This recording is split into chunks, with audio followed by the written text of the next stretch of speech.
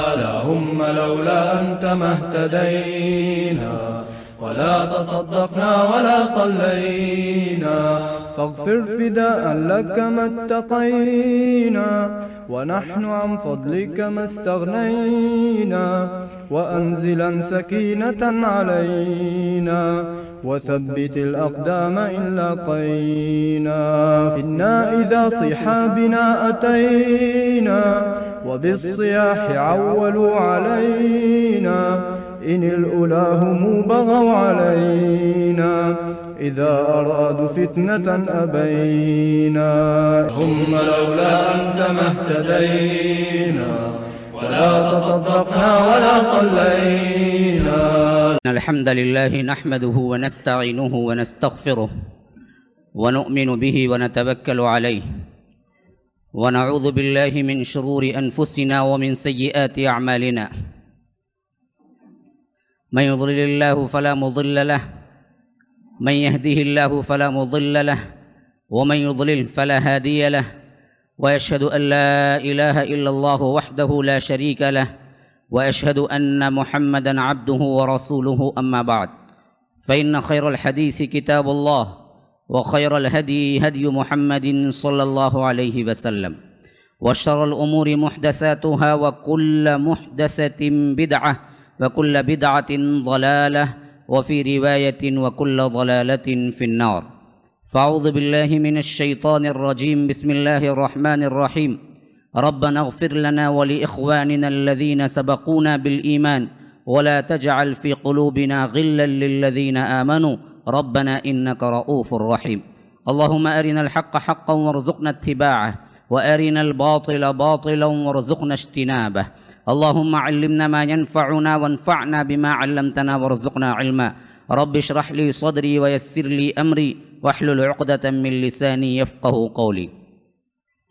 برادران اسلام، واجب الاحترام بزرگوں، دوستوں، عزیز ساتھیوں، لائق احترام ماؤں اور بہنوں، اللہ تبارک و تعالی کا فضل، اس کا احسان، اس کا کرم کہ جو سلسلہ ہم نے شروع کیا تھا خلافت راشدہ کا 30 سال، اور اس سلسلے میں اللہ تبارک و تعالی نے جو توفیق مجھے دی، میں نے آپ کو اصحاب رسول اللہ صلی اللہ علیہ وسلم کے بارے میں، اور خاص کر تاریخ اسلام کے ابتدائی زمانے میں کیا ہوا اور ہمیں کیا نصیحتیں ملی، اس کو ذکر کرنے کے لیے میں نے انتہائی اپنی حیثیت سے کوشش کی. لیکن اس میں جو کچھ بھی زبان سے اللہ تبارک و تعالی نے کہلوایا، اس میں سے جو اچھا ہے وہ سب کا سب اللہ کی تعریف کے لائق ہے، میرا کوئی اس میں کمال نہیں.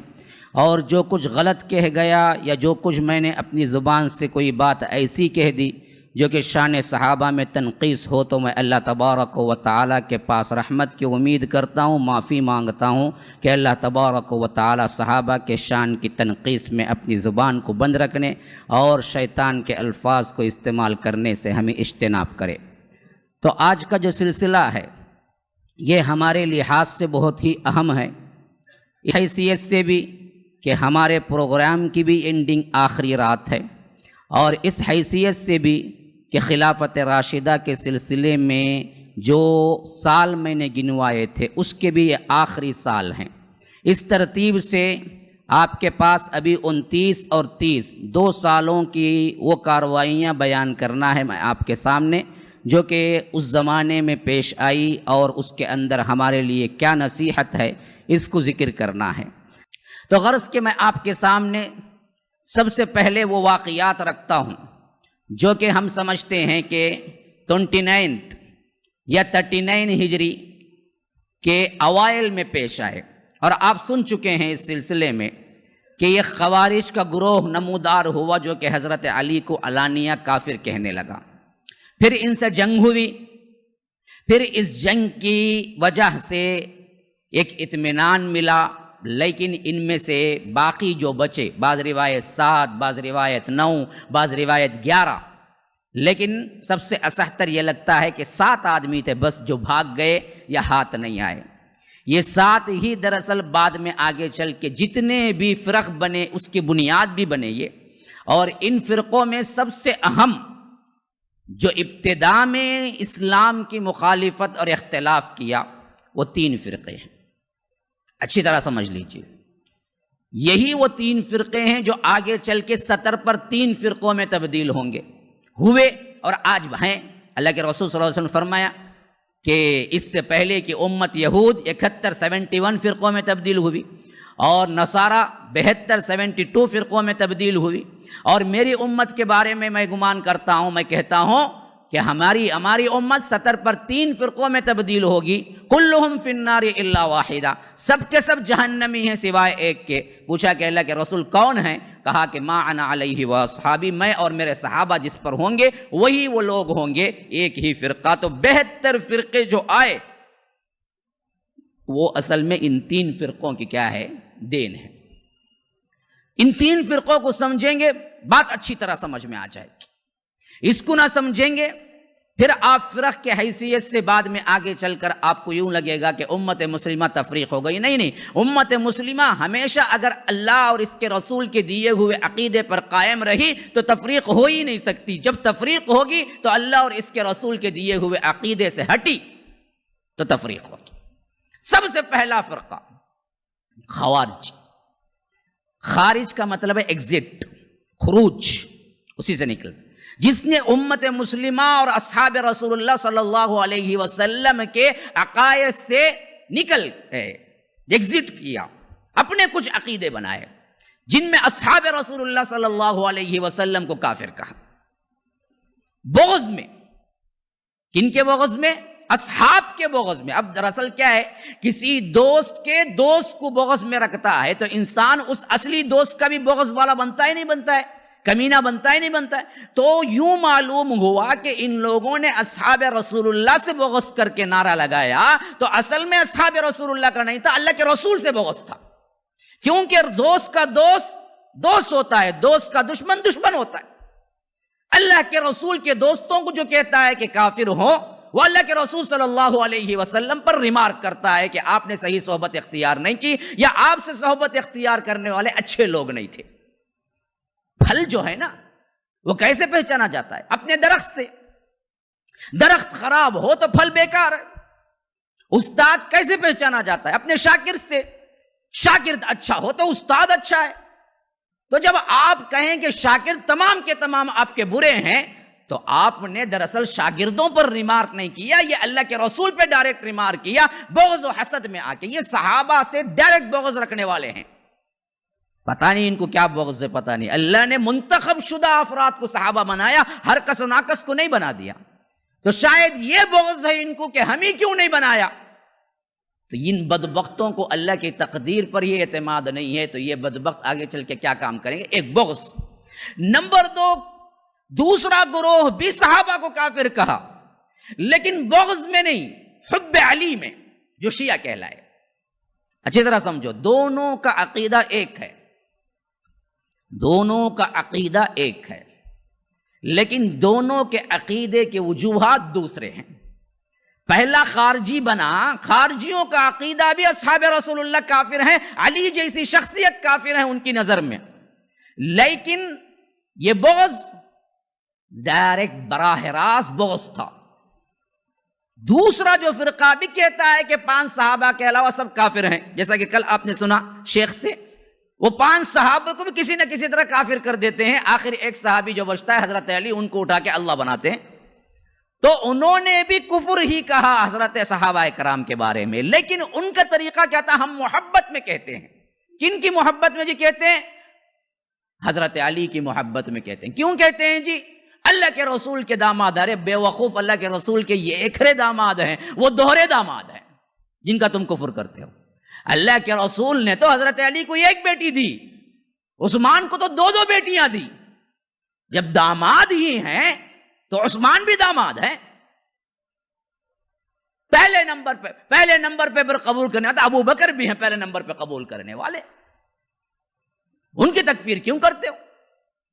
تو معلوم ہوا بغض برائے بغض نہیں ہے جو بتا رہے ہیں ہاتھی کے دان دکھانے کے اور کھانے کے اور کے مطابق، یہ دکھانے کے لیے بدبخت کہتے ہیں، اصل بغض بھی انہی اللہ اور اس کے رسول اسلام سے ہی ہے۔ یہ دو فرقے ہو گئے۔ تیسرا فرقہ وہ نکلا جو عقل لڑانے والا تھا دین میں، جو سب سے پہلے تقدیر کا انکار کیا کہ بھائی ہمیں تقدیر سمجھ نہیں آتی، یہ تقدیر وغیرہ کے چکر میں مت پڑو، تقدیر ہم ہی بناتے ہیں، اللہ کو بھی معلوم نہیں ہے کہ ہم کیا کرنے والے ہیں، جب ہم کام کرتے ہیں تو تب معلوم ہوتا ہے اللہ کو ہم نے یہ کیا۔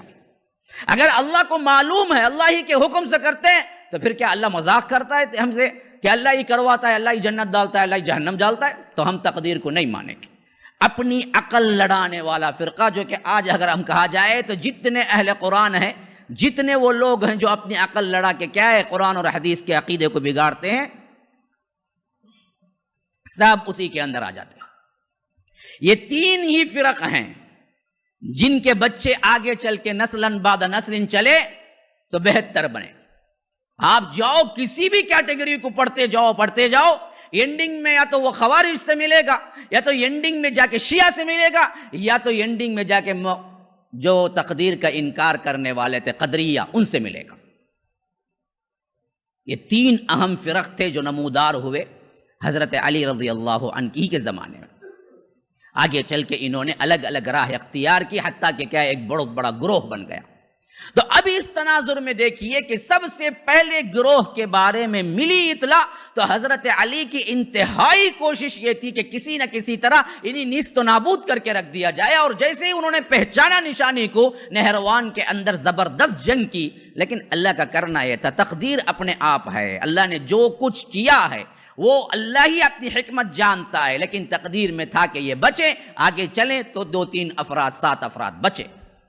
اب ہوا یہ کہ اس طرف حضرت معاویہ رضی اللہ عنہ اپنا کام کر رہے تھے، ادھر حضرت علی رضی اللہ عنہ اپنا کام کر رہے تھے، لیکن دونوں میں فرق تھا۔ باوجود حسب و نسب کے، باوجود بہادری کے، باوجود شجاعت کے، باوجود تقوی کے، باوجود زہد و ورع کے، باوجود نسبی طور پر ہاشمی ہونے کے، حضرت علی کو جو ساتھی ملے وہ وفادار نہیں ملے۔ یہ ان کی سب سے بڑا مائنس پوائنٹ تھا۔ اور ادھر ادنا صحابی ہونے کے باوجود بھی حضرت معاویہ رضی اللہ عنہ، ان کو جو ساتھی ملے شامی، وہ حد درجہ اطاعت گزار تھے۔ تو ہم دیکھتے ہیں تاریخ میں کہ جب حضرت علی نے اپنے لشکر کو کوئی حکم دیا تو لشکری ماننے کے لیے تیار نہیں، ادھر حضرت معاویہ نے اپنے لوگوں کو حکم دیا تو انہوں نے جو کہا وہ کر گزرنے کے لیے تیار تھے۔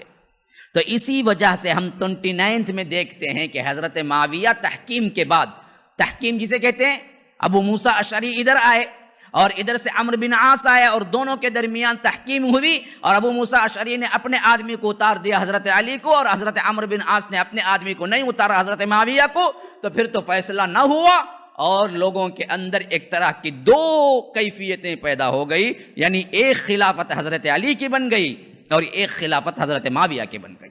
جیسے ہی شامیوں نے حضرت معاویہ کو خلافت کا سلام کیا اور کہا کہ آپ امیر المؤمنین ہیں، تو حضرت معاویہ نے اس حیثیت سے اپنے علاقوں میں لوگوں کو بھیجنا شروع کیے کہ جاؤ اور میری بیعت کے لیے، میری خلافت کے لیے کام کرو۔ تو اب ایک طرف حضرت علی تھے، ایک طرف معاویہ تھے، اور 2 بدوں کا ٹکر ہو گیا تھا۔ عجیب بات، اب تاریخ میں سب سے اہم عجیب تر بات کیا ہے؟ باوجود اسلام کی سبقت کے، بہادری کے، نسب کے اعتبار سے قریبی ہونے کے، زہد میں، ورع میں، علم میں، فقیہ میں، سب میں ممتاز، سب کو معلوم تھا حضرت علی ہیں، لیکن ہونے کے باوجود وہ کمزور ہوتے چلے گئے، یہ آ کر مضبوط ہوتے چلے گئے، ایک ہی وجوہ کے بنا پر کہ ان کے لوگوں کو اطاعت نہیں آتی تھی۔ یہ بدبخت ترین لوگ تھے جو حضرت علی سے ملے، فسادی تھے، بلوائی تھے، اور ادھر حضرت معاویہ کو اچھے لوگ ملے جو اطاعت گزار تھے۔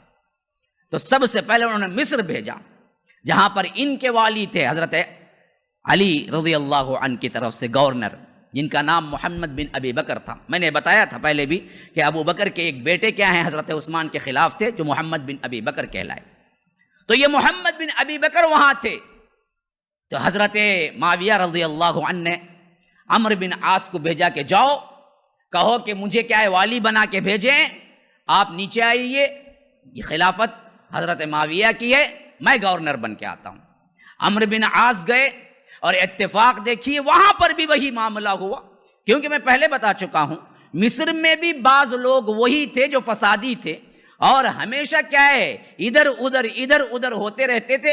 تو عمرو بن عاص جیسے ہی گئے حضرت معاویہ کی طرف سے اور اعلان کیا تو خود وہاں حضرت علی کے جو گورنر تھے محمد بن ابی بکر، ان کا ساتھ دینے والے کم لوگ تھے اور ادھر حضرت عمرو بن عاص کا ساتھ دینے والے زیادہ لوگ تھے۔ آخرکار تھوڑی سی جنگ ہوئی اور محمد بن ابی بکر شہید ہوئے، مارے گئے، اور عمرو بن عاص نے مصر میں فتح پا لی۔ بہت بڑا کانٹیننٹ، اس حیثیت سے ایک بہت بڑا اسٹیٹ تھا اسلامی، ایک تو پہلے بصرہ، ایک کوفہ، ایک مصر تھا، ایک مدینہ منورہ اور مکہ، یہ چیزیں بہت دور تھی، لیکن بہت بڑے بڑے صوبے کی حیثیت سے، اسٹیٹس کی حیثیت سے مصر ایک بہت بڑی طاقت تھا، جہاں پر حضرت معاویہ نے کیا ہے اپنے امیر کو، اپنے گورنر کو بھیجا اور فتح بھی ہو گئی۔ اب یہ محمد بن ابی بکر کے بارے میں بھی سن لیجئے، یہ وہ شخصیت ہے جو حجۃ الوداع میں اللہ کے رسول صلی اللہ علیہ وسلم کے ساتھ ابو بکر تھے، تو اس وقت ان کی بیوی کیا ہے حمل سے تھی، اور عین اس وقت جہاں پر وہ حرم کے قریب میں تھے تو ان کی پیدائش ہوئی محمد بن ابی بکر کی، اور ان کی ماں کا نام ہے اسماء بنت عمیس، اور یہ ماں بھی عجیب ہیں، تاریخ میں دیکھتے ہیں تو ایسی شخصیات بہت کم ہیں جن کے حصے میں نامدار ایسے شوہر آتے ہوں۔ ان کی پہلی شادی حضرت جعفر سے ہوئی جو حضرت علی رضی اللہ عنہ کے بڑے بھائی ہیں، اور جب یہ موتا کی جنگ میں شہید ہو گئے تو حضرت ابو بکر صدیق نے ان سے نکاح کیا۔ حضرت ابو بکر صدیق کی وفات ہو گئی تو حضرت علی نے ان سے نکاح کیا۔ یہ بیک وقت 3 بڑے بڑے صحابہ کی بیوی رہے ہیں۔ حضرت علی کے انتقال کے بعد بھی پھر نکاح کیا۔ معلوم یہ ہوتا ہے کہ اسلامی معاشرہ عورت کے کس عمر میں بھی ہو شادی کے خلاف نہیں ہے، کس عمر میں بھی ہوں۔ آپ اندازہ کریں نا، اللہ کے رسول کے دور میں یہ حضرت جعفر کی بیوی تھی اور ان سے بیٹا عبداللہ بن جعفر بھی پیدا ہوا، چلیے آپ رکھ لیجئے کہ 25-30 سال ہی رہیں۔ ابو بکر صدیق کے دور میں کم از کم 40 سال 50 سال کے قریب رہی ہوں گی جب کیا ہے شادی ہوئی، وہاں سے محمد بن ابی بکر پیدا ہوئے۔ حضرت ابو بکر کے انتقال کے بعد پھر شادی ہوئی 60 میں، تقریباً 60 یا 50 سال کے درمیان رہے ہوں گے جب شادی ہوئی ہوگی حضرت علی سے، تو پھر حضرت علی سے 40 ہجری تک تقریباً کیا ہے 25-30 سال، 70 سال ہو گئی، 70 پر 5 سال ہو گئے ہوں گے، پھر شادی ہوئی حضرت علی کے بعد۔ ان عورتوں کو جن کے شوہر کا پرابلم یا تو کیا وفات ہو گئی یا تو طلاق ہو گئی، اسلام یہ نظریہ پیش کرتا ہے کہ عورت کو اکیلے نہ رکھو، وہاں سے ہی فسادات شروع ہوتے ہیں، خواہ بڑی عمر کی بھی ہیں وہ لوگ بھی، عورتیں محفوظ مقامات پر محفوظ طریقے سے شوہر اختیار کر سکتے ہیں، اس میں کوئی مذائقہ نہیں۔ آج ہم نے کیا کیا ہے، ایج متعین کر کے رکھ لی ہے کہ اتنے کے بعد پھر شادی کا کیوں جی سوچتے ہو۔ کیسی عورت ہے بھائی، حریص عورت کے کیا ہے کردار پہ شک کرنے لگتے ہیں کہ اگر 40 سال کے بعد کوئی عورت خواہش کرے کہ بیوہ ہوں، بہت زندگی گزار لی، اب کوئی شوہر ہو، تو ہم کہتے ہیں کہ کیا عجیب عورت ہے بھائی، اب تو بوڑھی ہو گئی، پوتے ہو گئے، اب کیا سوچ رہے اپنی شادی کی، بیٹھ کے اللہ اللہ نہیں کر سکتی؟ ارے کیوں جی نہیں کر، کون سی غلطی ہے، کیوں روکتے ہو؟ اسی تو فسادات پھیلتے ہیں۔ ان کو ان کا شوہر مل جائے، اس کے لیے وہ بنے سورے، اس کے لیے وہ عام جیسے اختیار کرتی ہیں بیبیاں وہ اختیار کریں تو مصروف رہیں گی۔ خاندان میں کیا ہے، یہ ننندوں کا مسئلہ بھی نہیں ہوگا، یہ جیٹوں کا مسئلہ بھی نہیں ہوگا۔ پتہ نہیں مجھے بولتے ہوئے بھی ہنسی آتی ہے، عجیب طرح کے نام رکھے ہو ہم، ننند بولنے میں بڑی مشکل ہوتی ہے، وہ کوئی ٹمل کا لفظ لگتا ہے، پھر جیٹ کہاں کا وہ جیٹ آیا یا کھیٹ آیا پتہ نہیں ہے، ایک کو کہتے ہیں جیٹ، ایک کو کہتے ہیں کیا کہتے ہیں وہ دیور ہے، جیٹ ہے، یہ سب کیا ہے عجیب و غریب نام ہے۔ تو یہ سب مسائل پیدا ہوتے۔ کوئی آپ کی بیوی کسی دیور کے کپڑے دھوئے کیوں؟ ہاں جی، شوہر کے کپڑے دھوئے برابر ہے، جیٹ کے کپڑے دھوئے کیوں؟ اگر اس کی بیوی مر گئی ہے تو دوسری شادی کر کے چھوڑو اس کو، اس کی بیوی اس کے کپڑے دھوئے۔ کیوں گھروں میں خاندانوں میں کسی ایک کا بوجھ کسی دوسرے پہ ڈالتے ہو؟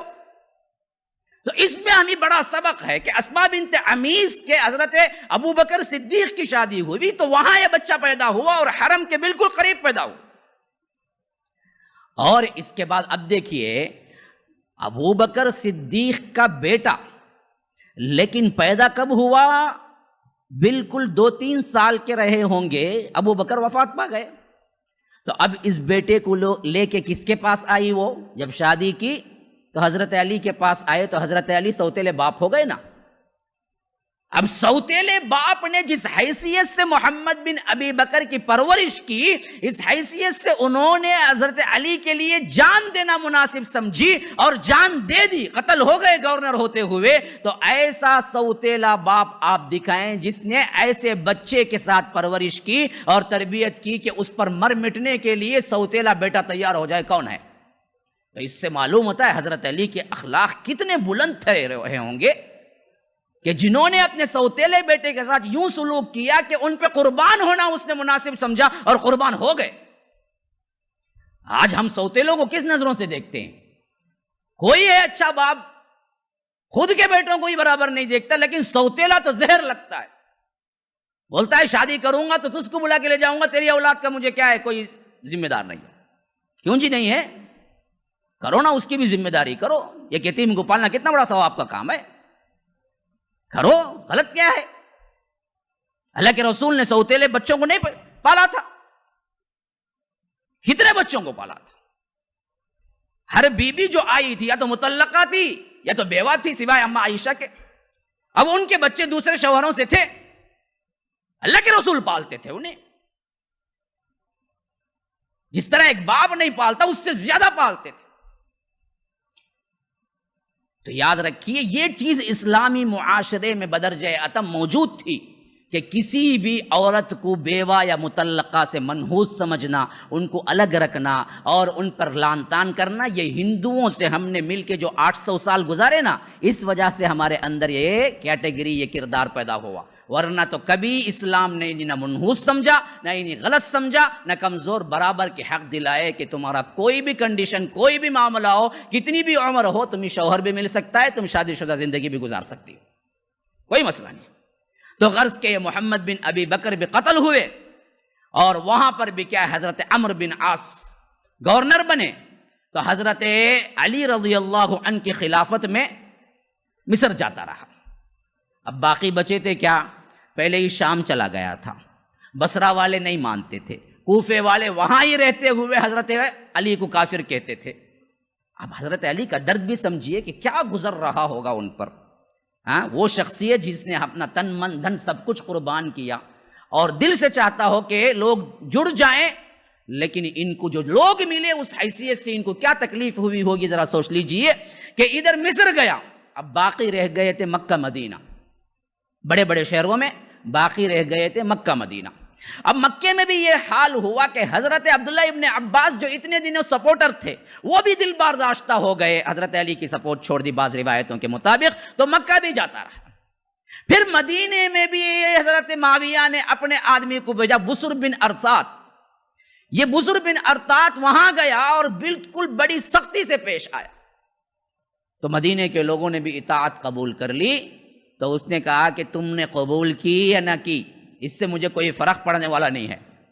جو بڑے بڑے صحابی ہیں اور خاص کر حضرت ابو سعید خدری کا بڑا چلتا تھا مدینے کے اندر، محدث بھی ہیں بہت بڑے، حدیث کے راویوں میں ان کی روایتیں بہت ہیں، کثرت سے ہیں.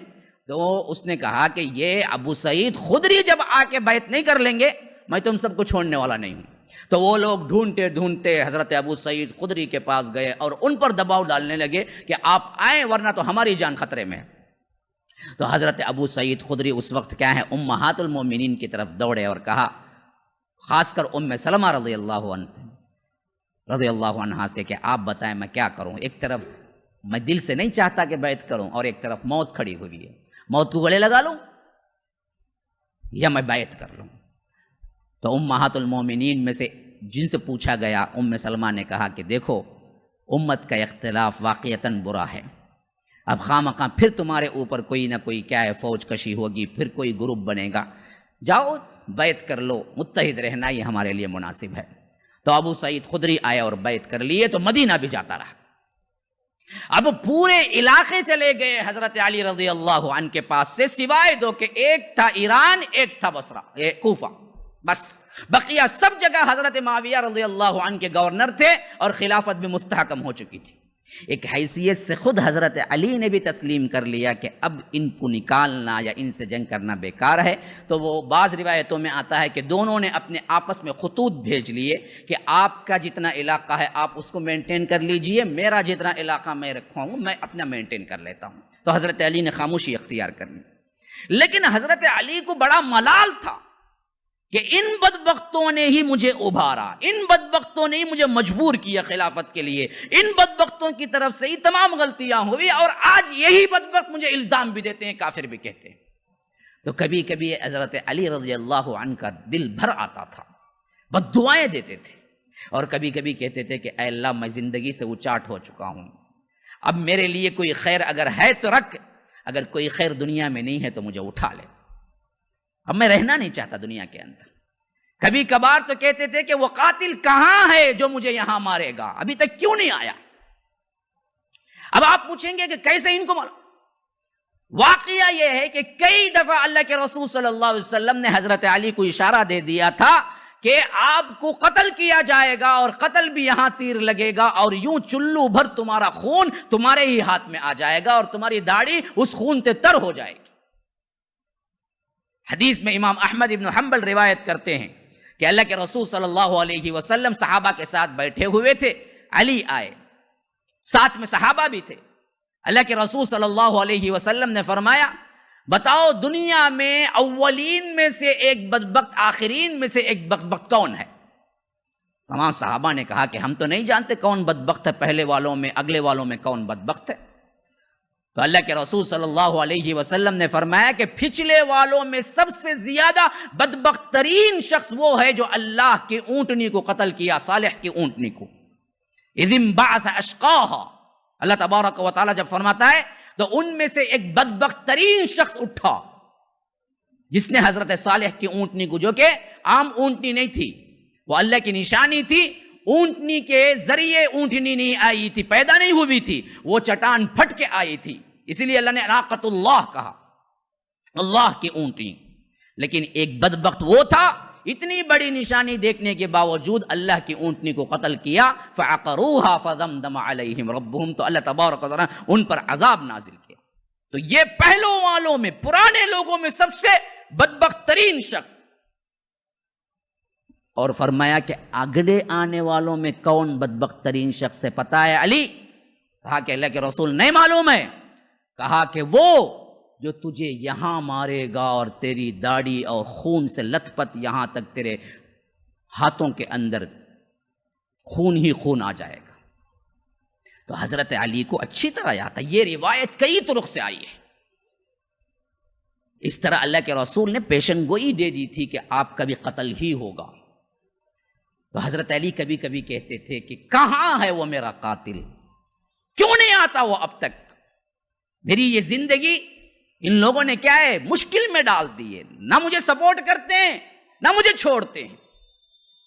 اور اسی اسنا میں کیا ہے، پہلے ہی وہ بڑے اللہ والے تھے، راتوں کے کل رات تہجد میں گزارتے تھے، موٹا کپڑا پہنتے تھے۔ ایک مرتبہ ریکویسٹ کی گئی کہ حضرت علی سے کہ آپ اتنا موٹا کپڑا پہنتے ہیں کہ کیسے اس گرمی میں سنبھال پاتے ہیں، تھوڑا سا نرم کر لیجئے نا۔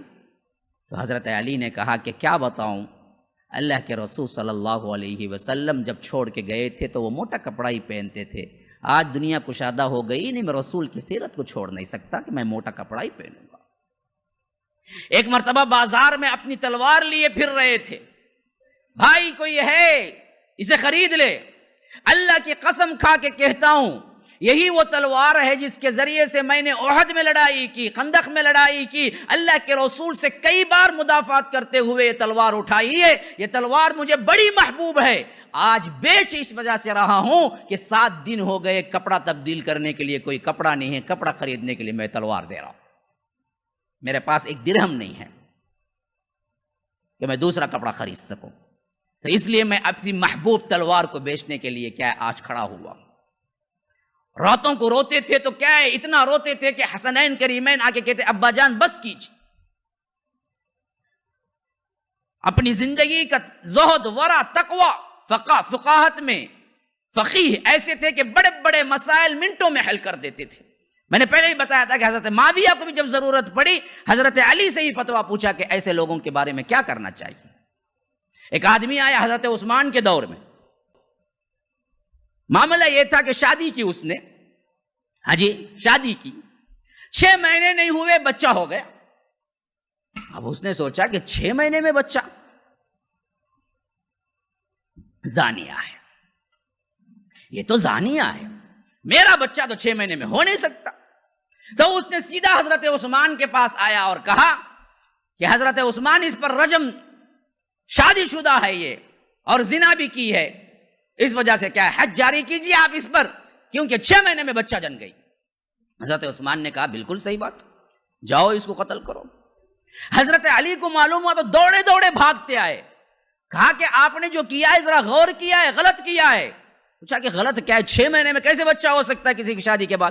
تو ضرور بھی ضرور اس نے زنا کیا ہے. کہا کہ نہیں سنو، اللہ تبارک و تعالی دودھ پلانے کی مدت اور حمل کی مدت ملا کے کہتا ہے کہ 30 شہرا وحملہ وفصالہ 30 شہرا. اس کی ماں نے اس کو پیٹ میں اور دودھ پلایا پورے 30 مہینے. 30 مہینے کتنے ہوتے جی؟ 2.5 سال. دودھ کتنے سال پلا سکتے ہیں، پلانا ہے 2 سال، باقی کتنا بچا 6 مہینے. تو 6 مہینے کے اندر بچہ صحیح ہو سکتا ہے.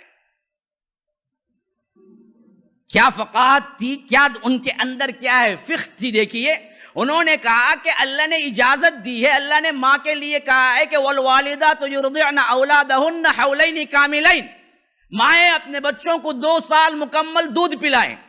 اور ادھر کہا کہ اس کی دودھ پلانے کی مدت اور اس کے پیٹ میں رکھنے کی مدت 2.5 سال ہے. تو 6 مہینے شادی ہو کے کوئی بچہ جنتی ہے تو وہ حرام کاری نہیں کرتی، 6 مہینے سے کم کرتی ہے تو ضرور زانی ہے. تو انہوں نے کہا کہ 6 مہینے ہی تو ہوا ہے تو صحیح ہو سکتا ہے، اسی کا بچہ ہے. تو حضرت عثمان نے کہا کہ علی تم نے کیا بات بتائی، دوڑایا اپنے آدمیوں کو، پکڑو اس کو، سنسار نہ کرو، اسے بلا کے لے کے آؤ. لیکن اللہ کا کرنا یہ تھا کہ اس سے پہلے ہی قتل کیا جا چکا تھا. ایسے ایسے مسائل آتے تھے کبھی کبھی کہ صحابہ حیران ہوتے تھے. اسی لیے حضرت عمر کہا اگر میں پناہ مانگتا ہوں جس مجلس میں علی نہ ہو میں کوئی فیصلہ نہ کروں. تو ایسے فقیہ تھے، ایک طرف ایسے زہد و ورع کے تھے کہ کوئی چیز اپنے آپ میں نہ بدلی تھی، جیسے اصحاب رسول اللہ کو پایا تھا اسی طرز زندگی میں تھے. لیکن ان لوگوں کی بدبختی اور ان لوگوں نے جو کچھ حضرت علی کے ساتھ کیا، اس وجہ سے کبھی کبھی آنسو نکل آتے تھے تو کبھی کبھی دعائیں اٹھ جاتی تھی، کبھی کبھی سیدھا آ کے کوئی کہتا تھا کہ اے کافر.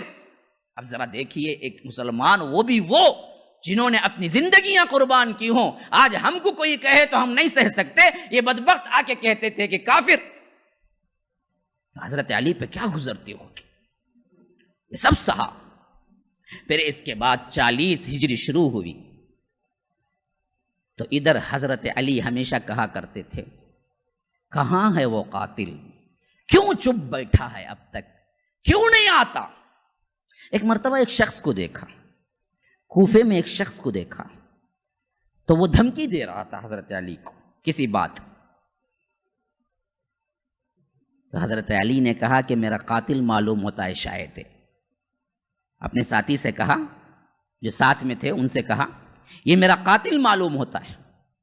تو انہوں نے فوراً کہا آپ قتل کیوں نہیں کر دیتے جبکہ آپ کو معلوم ہے کہ یہی آپ کو قتل کرنے والا ہے. تو حضرت علی نے مسکرا کے پوچھا میرے قاتل کو میں کیسے قتل کر سکتا ہوں.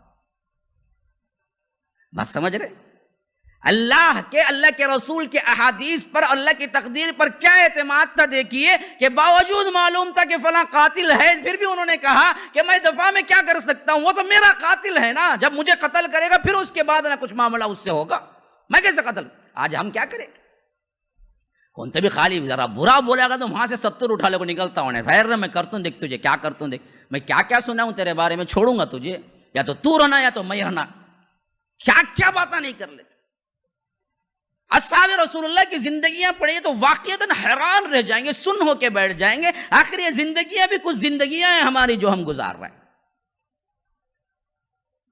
تو 40 ہجری شروع ہوئی، ادھر حضرت علی تنگ آئے ہوئے تھے اور ادھر حضرت معاویہ کی سلطنت بڑھ رہی تھی۔ یہ جو 7 چھوٹے نا، ان میں 5 ادھر ادھر ممالک پہ پہنچ گئے، کوئی بصرہ بھاگا، کوئی کیا ہے شام بھاگا، کوئی مصر بھاگا، لیکن 3 اچانک اکٹھا کیا ہو گئے، حرم میں مل گئے۔ یعنی کسی نے حرم آیا پہلے، دوسرا بھی حرم آیا، تیسرا بھی حرم آیا، اچانک حرم میں جب طواف کر رہے تھے تو تینوں مل گئے، ایک دوسرے کو پہچان لیا اور کہا کہ ارے ہم تو کیا ہیں، پرانے ساتھی ہیں نا جی، بیٹھیں گے، مل بیٹھ کے بات کریں گے۔ تو مل کے بیٹھ کے بات کرنا شروع کر دی۔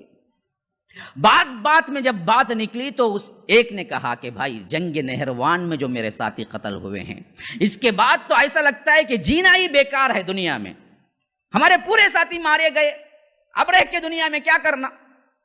جب ایسی باتیں ہوئی تو تینوں نے پلان بنایا کعبۃ اللہ کے حتیم میں بیٹھ کے۔ آپ کو معلوم ہے حتیم کیا ہے؟ حتیم وہ حصہ ہے جو کعبۃ اللہ ہی کا ہے۔ جب اللہ کے رسول صلی اللہ علیہ وسلم کے زمانے میں پیسہ کم پڑ گیا تھا بنانے کے لیے تو انہوں نے کعبۃ اللہ کو چھوٹا کر دیا اور حتیم کے لیے ایک کیا ہے 4 دیواری مقرر کر دی، جہاں آج بھی کوئی جاتا ہے کعبۃ اللہ میں تو اس کے لیے اجازت ہوتی ہے کہ اندر جا کے نماز پڑھ لے۔ وہ جو گول طور پر کیا ہے ایک دیوار اٹھی ہوئی ہے وہی حتیم ہے جو کعبۃ اللہ کا حصہ ہے۔ آج اس طرح کی بھیڑ ہے، لیکن پرانے زمانے میں یہ بھی کھلا ہوا کیا ہے میدان ہی کی طرح ہوتا تھا، کوئی بھی جا کے کتنا وقت بیٹھ سکتا تھا، اتنی بھیڑ تو نہیں تھی۔ تو وہاں بیٹھے بیٹھے یہ 3 آدمی، ایک کا نام تھا عبد الرحمن بن ملجم، دیکھیے نام کتنا اچھا ہے اس کا، بدبخت کا نام کیا تھا؟ عبد الشیطان نہیں تھا، شنمگم نہیں تھا، منسامی نہیں تھا کیا اس کا نام؟ عبد الرحمن۔ اس کے بابا کا نام ملجم تھا، عبد الرحمن بن ملجم، اور دوسرے کا نام تھا برق بن عبداللہ، تیسرے کا نام تھا عمر بن بکر۔ یہ تینوں خارجی تھے، یعنی کس عقیدے کے تھے؟ علی کافر ہو گئے۔ علی ہی نہیں، جب نہروان کی جنگ پیش آئی اس کے بعد تو ان کا عقیدہ ہو گیا تھا پورے کافر ہیں جی، کوئی صحیح پہ نہیں ہے۔ تو اب یہ 3 بیٹھ کے بولے کہ ہمارے تھے جتنے ساتھی تھے سب نہروان میں چلے گئے، اب یہ پورا فساد کی جڑ ہی کیا ہے؟ یہ 3 آدمیوں سے ہے۔ کون کون؟ ایک ادھر حضرت علی کوفے میں، ایک شام میں حضرت معاویہ ہیں، ایک دراصل مصر میں عمرو بن عاص ہے۔ یہ تینوں کو ہم قتل کر دیں گے تو امت نجات پا جائے گی۔ اب ان کے ذہنوں میں آیا فطور، نیک کام سمجھ رہے ہیں، ایسے بہت سے کیا ہے نکلتے ہیں نوجوان نیک کام سمجھ کے کیا ہے انگار میں ہاتھ ڈالتے ہیں، سمجھتے ہیں نیک کام۔ ایسا ہی بدبخت تھا یہ بھی، تینوں نے کہا کہ یہ 3 ہی اصل ہیں، یہ تینوں کو ختم کرو امت نجات پا جائے گی، اس کے بعد کسی کو خلیفہ چن لیں گے۔ تو عبد الرحمن بن ملجم نے کہا کہ بھائی علی کی طرف سے تو میں کافی ہوں، میں پکا ارادہ کر چکا ہوں، میں قتل کر لوں گا، میں سنبھال لوں گا کوفے میں۔ برق بن عبداللہ نے کہا کہ بھائی معاویہ کے لیے میں کافی ہوں، میں جاتا ہوں شام، کسی نہ کسی طرح موقع دیکھ کے قتل کر دیتا ہوں۔ عمرو بن بکر نے کہا کہ میں عمرو بن عاص کے لیے کافی ہوں۔ پھر معاہدہ ہوا، دیکھو آج تم اپنے مشن پہ تیار ہو کے نکل جانا، برابر 17 رمضان صبح فجر کے وقت جب یہ لوگ نماز کے لیے پڑھانے آئیں گے اپنا کام تمام کر دینا، میں شام پہنچوں گا تو مصر پہنچنا، عبد الرحمن بن ملجم کوفہ پہنچنا، پھر ہم قتل کے بعد موقع ہوا تو ملیں گے یا تو ہم قتل ہو جائیں گے، کیونکہ بہت بڑا نیک کام کر رہے ہیں، ہم شہید ہی ہوں گے۔ ان کا عقیدہ کیا تھا؟ مر بھی گئے تو جنت ہی ملے گی ہمیں، امت کو بہت بڑی کیا ہے پریشانی سے چھٹکارا دے رہے ہیں ہم۔ تو یہ باتیں طے ہو گئی، 17 رمضان مقرر ہو گیا 40 ہجری کا، اور یہ تینوں افراد 3 اشخاص کو پوائنٹ آؤٹ کر لیے کہ جنگ وغیرہ نہیں، چھپ کے دھوکے سے قتل کر دیں گے، وہ بھی نماز فجر میں برابر جب وہ نماز کے لیے نکلیں گے۔ اب یہ کہہ کہ کیا عبد الرحمن بن ملجم ادھر آیا اور یہ پہنچا برق بن عبداللہ شام اور عمرو بن بکر مصر۔ اب یہ کیے اللہ کا کرنا کچھ اور تھا، دونوں بچ گئے، ایک شہید ہو گئے۔ اب اس کا واقعہ کیا ہوا؟ ادھر معاملہ یہ تھا کہ حضرت علی رضی اللہ عنہ کے پاس جب یہ کوفہ آیا نا، بالکل اپنا ارادہ چھپائے ہوئے ایک اچھا مسلمان نمازی تہجد گزار کے انداز میں آتا تھا اور مسجد میں بیٹھ جاتا تھا، ذکر اذکار میں ہوتا تھا، یا نہیں تو کیا ہے روزوں میں ہوتا تھا کہ لوگ دیکھیں کہ کوئی انسان آیا ہے بہت دور سے اور کہہ رہا ہے کہ کیا ہے مسافر بھی ہے اور ساتھ ساتھ کیا عبادت گزار بھی، اچھی بات ہے بیٹھ جائے۔ لیکن اصل میں اس کو تھا کہ اکیلے مارتے ہوئے ڈر لگتا تھا، حیدر کے سامنے کیسے اپنی تلوار نکالے۔ وہ سوچتا تھا کہ کوفہ میں بھی کوئی ایک بندہ اس کا ساتھی مل جائے تو کام بن جائے گا، تو وہ ڈھونڈنے لگا کوئی خارجی ہے یہاں پر بھی۔ تو دیکھتے دیکھتے دیکھتے دیکھتے کیا ہوا کہ وردان نامی ایک شخص ملا جس کے ساتھی نہروان میں مارے گئے تھے، وہ بھی خارجی تھا۔ اس نے اپنی پلاننگ میں شامل کی، کہا کہ اصل مسئلہ یہ ہے جی میں آیا اس وجہ سے ہوں کہ میں اصل میں حضرت علی کو قتل کرنا ہے۔ تو اس نے کہا کہ کیا بات کرے بیوقوف، تجھے پتہ بھی ہے حضرت علی پہ تلوار اٹھانے کی ہمت ہے تجھے؟ وہ ہیں جو حیدر کہلاتے ہیں اور سبقت الی الاسلام میں پہلے ہیں، تو کیسے یہ نیت کر چکا ہے کہ تیرے ہاتھ سے ہوگا یہ کام؟ کہا کہ وہی تو میں بھی مانگ رہا ہوں کہ میرے ہاتھ سے نہیں ہوگا، تو بھی ساتھ دے۔ میں ساتھ دینے کے لیے تیار نہیں۔ تو اس نے کہا کہ دیکھ تیرا بھائی مارا گیا، تیرا باپ مارا گیا، تیرا فلاں فلاں مارا گیا، اب قصاص میں تو مار لے تو کیا غلط ہو جائے گا، اللہ بھی معاف کرنے والا ہے۔ تو اس کی بات سمجھ آ گئی، تو اس نے کہا کہ اچھا جی میں تجھے چھپایا رکھتا ہوں، پھر اس کے بعد ہم پلاننگ کریں گے۔ وہ بدبخت ایک گھر میں لے جا کے چھپانے رکھا، تو وہاں پر ایک لڑکی تھی جو کہ وہی خارجی خاندان کی تھی، بلکہ بات کہتے ہیں کہ وردان کی بیٹی تھی، اس کا نام تھا قطام، بڑی حسین و جمیل لڑکی تھی۔ ابھی یہ دیکھا تو پاگل بن گیا، وہ تو ہوتا ہی نا جی پاگل، لہا کے کیا ہے لو لہان ہو جاتے ہیں، لو کر کر کے خون خون ہو جاتے ہیں۔ ہاں لو بولے تو بھی کیا محبت، لہو بولے تو بھی کیا خون، لو کر کے لو لہان ہو جاتے ہیں۔ ہاں تو اب یہ بھی لو لہان ہونے لگا۔ اس نے کہا کہ میں تیری شادی کرنا چاہوں۔ وہ بدبخت عورت تو حضرت علی کے بغض میں اس حد تک بڑی ہوئی تھی، اس نے کہا کہ میرا مہر دو گے؟ مہر دو گے تو میں شادی کر لوں۔ اس نے پوچھا کہ کیا مہر دوں؟ کہا کہ میرا مہر یہ ہے کہ 3,000 درہم دیں، ایک لونڈی دیں، حضرت علی کا سر چاہیے۔ کیسے بدبخت ترین لوگ پیدا ہو چکے تھے دیکھیے خارجیوں میں۔ اس نے کہا کہ نہ میرے پاس 3,000 درہم نہ لونڈی ہے، ہاں تیرا ایک آخری کام کر سکتا ہوں، حضرت علی کا سر دے سکتا ہوں، کیونکہ اسی نیت سے آیا۔ اس بدبخت نے کہا کہ چلو اسی پہ نکاح ہو جائے کہ بس مجھے آخری شرط بھی تم پوری کر دو تو کافی ہے۔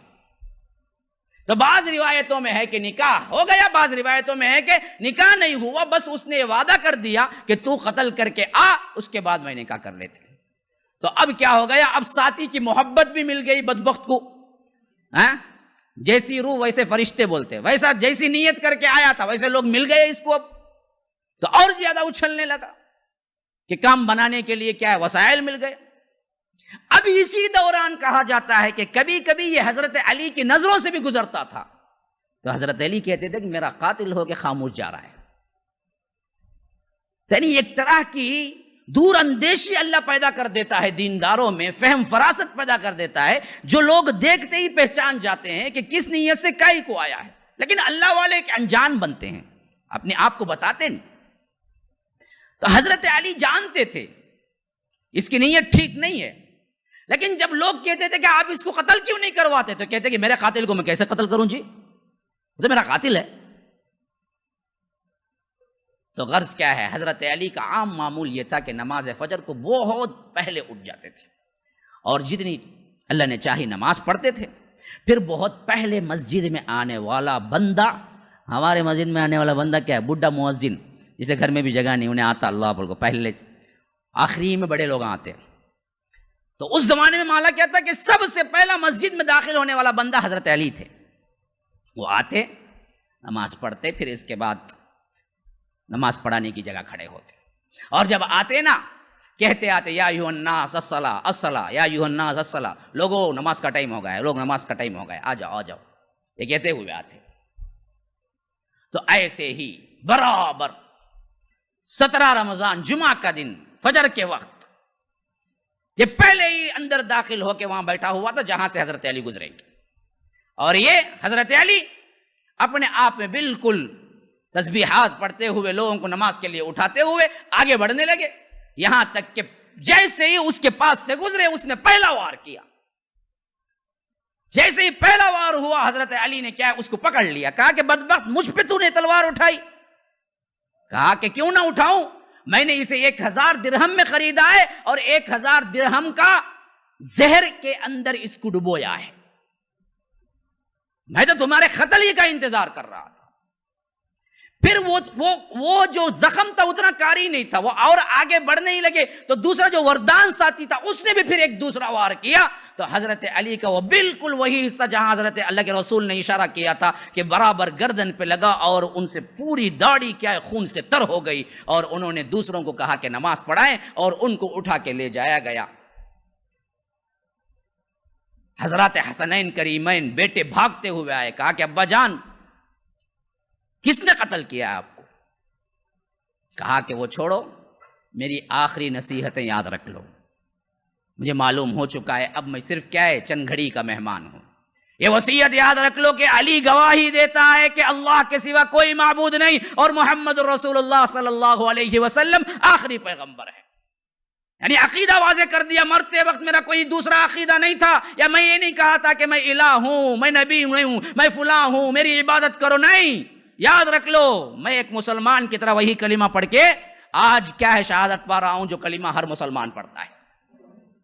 پھر اس کے بعد کہا کہ حسن جو بڑے بیٹے تھے بلایا اور کہا کہ حسن دیکھو میرے قاتل کے ساتھ زیادتی نہ کرنا, اگر میں اس زخم سے شہادت پا جاؤں تو اس کو بھی صرف اور صرف اسی ایک کو قتل کرنا. امیر المؤمنین کا قتل کے بہانے لوگوں کو تکلیف نہ دینا, دوسرے لوگوں کو اور زیادہ لوگوں کو اس کے دوستوں کو قتل نہ کرنا. جس نے تلوار کا وار کیا ہے صرف اسی کو قتل کرنا, اور قتل کر کے مسلح نہ بنانا, ٹکڑے ٹکڑے نہ کرنا. اللہ کے رسول صلی اللہ علیہ وسلم نے ٹکڑے ٹکڑے کرنے سے منع کیا ہے. کتنا پاس و لحاظ ہے دیکھیے, کس وقت ہے دیکھیے. پھر اس کے بعد کہا کہ لوگوں میں تمہیں وصیت کرتا ہوں کہ تقوی کی, اللہ کی رضا کی, دنیا کی بے ثباتی کی, اور دنیا بالکل مغرور ہے, غرور ہے, دھوکہ ہے, اس کو اپنے طرف پھٹکنے نہ دو. اللہ کی اطاعت کرو, یتیموں کا حق دو, غریبوں کا حق دو, اور اس طرح کے ساتھ اگر تم رہو گے تو اللہ تبارک و تعالیٰ کے پاس تمہیں جنت ملے گی. پھر اس کے بعد کہا کہ اگر میں اس زخم سے اچھا ہو جاؤں تو ابن ملجم کو مارنا نہیں, خود میں فیصلہ کروں گا کہ اس کو کیا سزا دینا ہے. پھر اس کے بعد 1 دن رہے, بعض روایتوں میں ہے کہ 3 دن رہے, بہرکیف جو بھی ہے اسی زخم سے شہادت پائی, شہید ہوئے. حضرات حسنین کریمین نے غسل دیا, عبید اللہ عبداللہ بن جعفر جو تھے انہوں نے بھی ساتھ میں کیا ہے غسل دیا. اب اس کے بعد آیا دفنانے کا مرحلہ. تو حضرات حسنین کریمین جانتے تھے بدبخت لوگوں نے حضرت علی کی زندگی میں انہیں اللہ کہا تھا, جن کو حضرت علی نے جلانے کا حکم دیا. عبداللہ ابن سبا کا ایک گروہ تھا جو سیدھے آ کے کہا تھا کہ آپ اللہ ہیں. اس نے کہا کہ بدبخت رجوع ہو جاؤ, میں اللہ نہیں ہوں, اللہ کا بندہ ہوں. انہوں نے کہا کہ نہیں ہم مانتے ہیں آپ ہی اللہ ہیں. کہا کہ تیسری مرتبہ کہہ رہا ہوں کہ رجوع ہو جاؤ, کہو کہ میں اللہ نہیں ہوں, میں بندہ ہوں. انہوں نے کہا کہ نہیں مانتے ہم تو آپ ہی اللہ ہیں. تو حضرت علی نے اپنے گورنر کو حکم دیا کہ ان کو لے جاؤ دور اور ایک جگہ سب کو جلا دو. جب یہ جلانے کے لیے لے جانے لگے اور جلائے تو اس وقت چیخنے لگے آگ کا عذاب اللہ ہی دیتا ہے, تو اب بھی یقین ہو گیا کہ آپ ہی اللہ ہیں, یہ کہہ کے مرے ہو. تو حضرات حسنین کریمین کو معلوم تھا غلو کا ایک اور پہلو, ایک اور جماعت اٹھ چکی ہے. اگر ان کی قبر کو رکھا جائے, سامنے کیا جائے, تو لوگ ان کی قبر کو ضرور بت پرستی کا ذریعہ بنائیں گے. تو انہوں نے کیا کیا, سامنے تو ایک قبر میں دفنایا, لیکن راتیں رات کسی اور قبر میں تبدیل کر دیا. آج تک کسی کو معلوم نہیں حضرت علی کی قبر کہاں ہے, آج تک نہیں. جتنے ڈھونگی بازیاں ہیں سب چیختے ہیں ادھر ہے ادھر ہے, جتنے بھی کر رہے ہیں نا, جہاں جہاں طواف ہو رہا ہے, بغداد میں ایک بنا کے رکھے ہوئے ہیں, ایک اور جگہ بنا کے رکھے ہوئے, جو کوئی بھی جھوٹ ہے. کیونکہ روایتوں میں آتا ہے کہ اسی رات کو حضرات حسنین کریمین نے پورے 9 قبریں بنائی. بعض میں آتا ہے کہ کئی ایک قبریں بنائی, جن میں سے کسی ایک میں حضرت علی کو رکھ کے دفن کر دیا کہ بات کو معلوم ہی نہ ہو سکے کون سی قبر میں دفن ہے. یہ بھی کسی کو آج تک نہیں معلوم. یہ تھا اصحاب رسول اللہ صلی اللہ علیہ وسلم کا معاملہ اس معاملے میں کہ شرک کہیں در نہ آئے امت کے اندر. جتنے ہیں نا یہ نامور خبریں, پتہ نہیں اس میں وہ لوگ ہیں بھی ہیں نہیں. کیونکہ کوئی پروف نہیں ہے. خود عبد القادر جیلانی کا بغداد میں بڑا بلوا ہے، لیکن یاد رکھ لیجئے صحیح تر روایتوں میں آتا ہے کہ سلطان جو اس وقت تھا بڑا ناراض تھا حضرت عبد القادر جیلانی سے، اور جب ان کی وفات ہوئی اور جہاں دفن ہوا اس نے بلڈوزر چلا دیا. یعنی کیا ہے بلڈوزر کا مطلب؟ وہ زمانے میں بلڈوزر آ گئے، بولیں گے آپ دیوانے ہو گئے جنہیں بلڈوزر چلا دیا، یہ مطلب نہیں ہے. اس نے اپنے آدمیوں کو رکھ کے پورا گھر مسمار کر دیا، خبر کا نشان تک مٹا دیا. اب جو بعد میں بنا کے نقلی خبر رکھے ہوئے اللہ ہی جانتا ہے اس میں عبد القادر ہیں یا کوئی اور قادر ہیں. ابھی بنا کے رکھ لیے. چاندی بنانی ہے نا جی، کتنا سونا آتا ہے، وہی سائی بابا کا قصہ ہے. تو یہ چیز ہمارے ہاں عام ہوتی گئی، ورنہ تو کیا ہے اصحاب رسول اللہ جانتے تھے کہ لوگ اس میں جائیں گے. تو اس حیثیت سے یہ سب سے بہترین شہ سوار اسلام کا سب سے سبقت الی الاسلام کرنے والا یہ بندہ آخرکار اس طرح کیا ہے شہادت پائی اور اس کے بعد دفن ہوئے. اور ادھر سنو کیا ہوا، یہ دو بواقی تھے، ایک عمرو بن عاص کو، ایک حضرت معاویہ کو قتل کرنے کا جو عزم لے کے نکلا تھا. اس وقت کیا ہوا، برق بن عبداللہ جو پہنچا وہاں پر فجر کی نماز میں، تو حضرت معاویہ ویسے ہی نکلے جیسے یہاں سے نکلے تھے حضرت علی نماز کے لیے، اور اس نے کیا کیا کہ تلوار کا وار کیا. تو وہ کیا ہو گیا کہ تھوڑا سا مس ہو گیا اور حضرت معاویہ کو صرف کیا ہے ایک زخم لگا، زیادہ بڑا زخم نہ لگا. اور اسی حیثیت سے وہاں سے انہوں نے پکار لگائی کہ پکڑو، تو انہوں نے کیا پکڑ لیا اور وہاں کیا ہے برق بن عبداللہ کو قتل کر دیا گیا. حضرت معاویہ کو چھوٹا سا کیا ہے زخم آیا، پیٹ کے اندر ماری تھی اس نے، اور اس کا علاج وغیرہ کیا گیا، ٹھیک ہو گئے. لیکن طبیب نے یہ کہہ دیا کہ حضرت معاویہ کے سلسلے میں کہ آپ کو کیا ہے زخم تو لگا، اچھے بھی ہو گئے، لیکن اب اس کے بعد آپ اولاد پیدا نہیں کر سکیں گے. اسی وجہ سے یزید جو پہلے پیدا ہو اتنی ہی اولاد تھی، اس کے بعد اولاد نہیں ہوئی. بعض روایتوں میں آتا تو اچھے تو ہو گئے لیکن شہادت کا کوئی مسئلہ نہیں ہوا. اور ادھر معاملہ یہ ہوا کہ عمرو بن عاص کو مصر جو پہنچا تھا، عمر